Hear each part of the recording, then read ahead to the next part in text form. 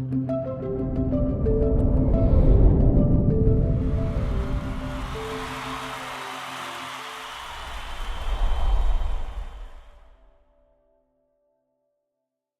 morning, everybody. My name is Laurie Tamney. I am the Director of Global Sales for Bequest.com, and I am here to talk to you about preserving your digital legacy.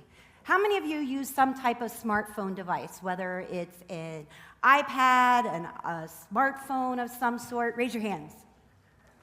Have you thought about all of the data that you have stored in that device?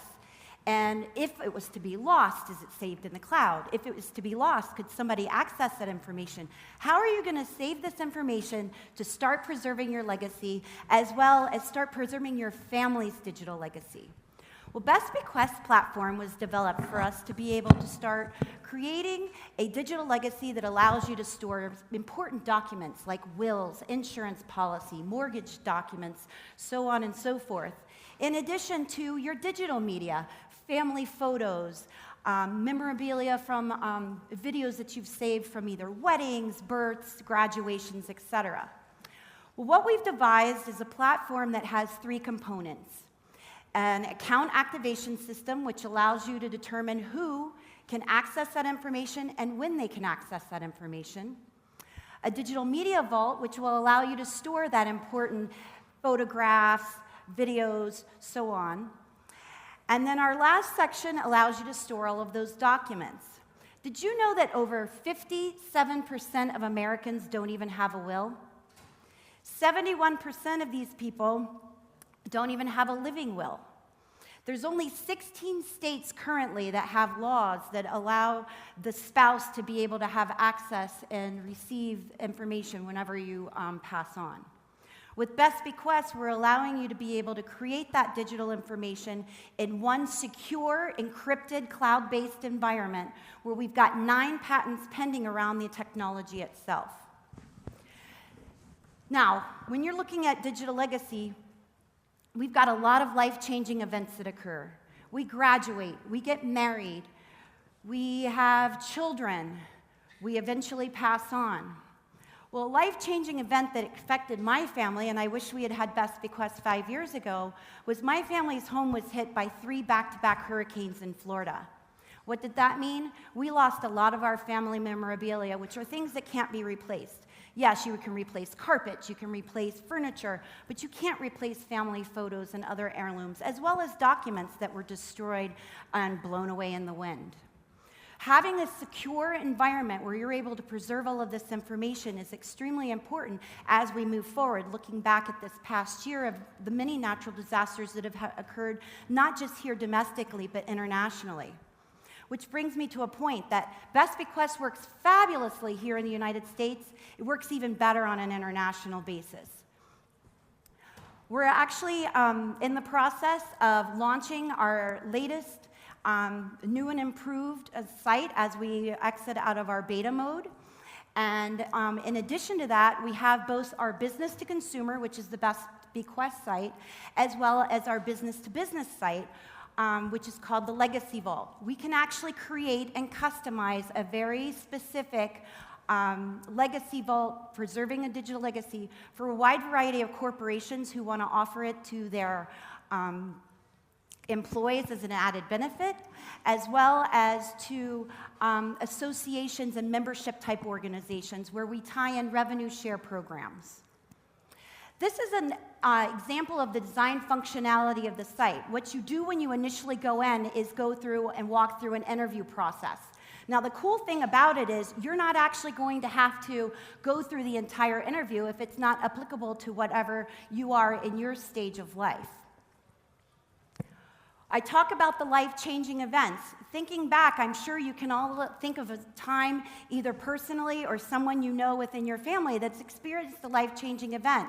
We are trying to avoid and allow families to be able to deal with the life-changing events without having any conflict or issues that may come up.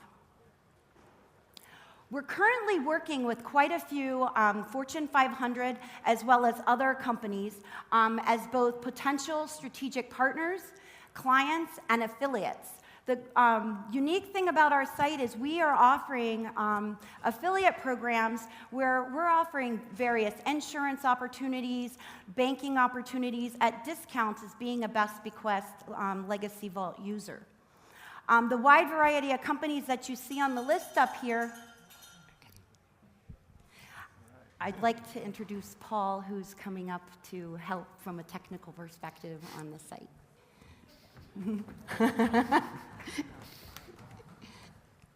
So, congrats for getting here. Sorry about your homes. It sounds like you're doing great work. I would be concerned from an investment standpoint about stepping into cloud-based storage. It seems like your differentiation is more about preparing for that depressing subject of death.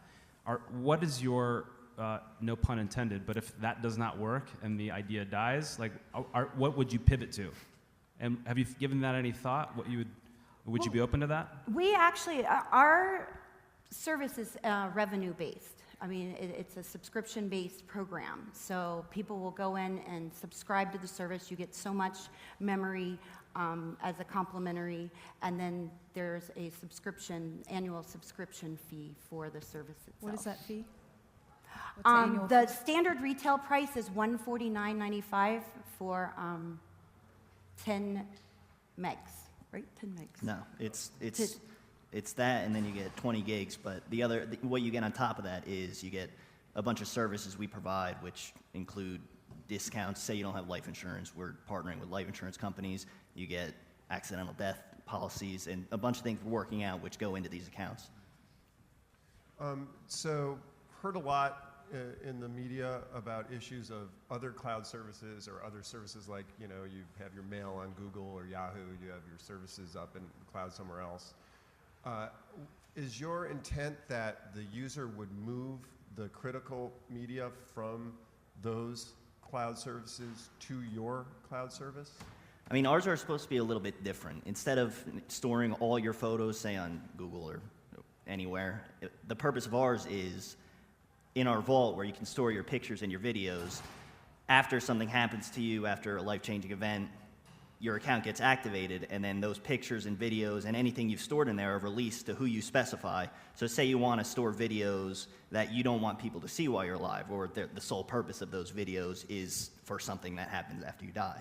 Then you can release those videos, and our system is designed to release it to who you want it to and when it needs to be released. So is it fair to say that the differentiator is basically that legal agreement that for basically like a will? So do you feel that some of your competition then would be the traditional cloud services offering some kind of contract like that for the services that they store? The most important part of our system is that we both have, our system beyond just the storage is designed so if something were to happen, all that's released. So right now, say Dropbox. You could give somebody your Dropbox information or your Google information, but it doesn't have the underlying security mechanisms or release mechanisms that we utilize. And security-wise, we have no possible way to see anything you have. Each user puts their own security key. We don't store it, and we encrypt AES-256 all of their information with their security key. So we literally have no means of seeing anything they have. And then, so that's why in the account activation phase, that is how the security key comes into play, and it has to be unencrypted, which is why we can't do it without. Got it. How do I keep track of my security key to launch Best Bequest access to people I love in case of emergency? What if I've lost all that information and lost my access to the web and other things in a disaster? If you don't have your security key, then you aren't able to access your account.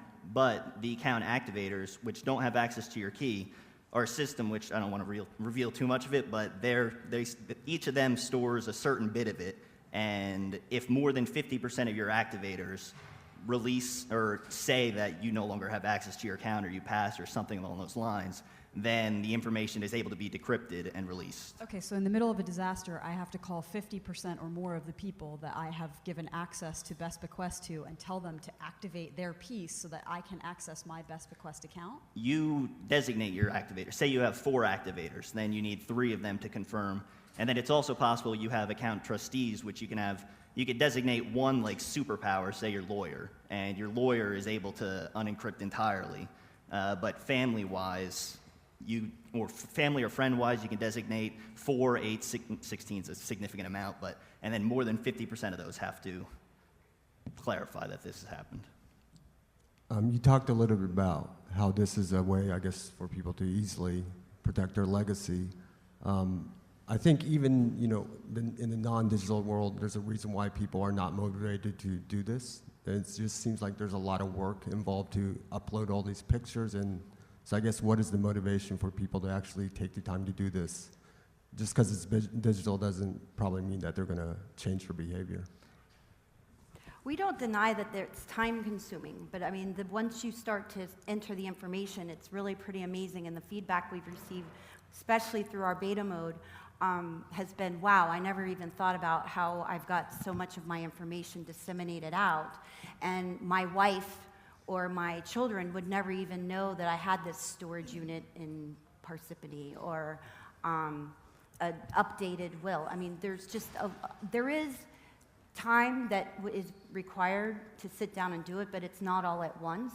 It's a gradual process, and one of the biggest things that we've found information-wise is that it really opens your eyes to realize how important it is to get that information out there. I mean, think about from bank statement standpoint. A lot of us receive them via email now. We don't even get them through the mail. How does your family even know where you bank?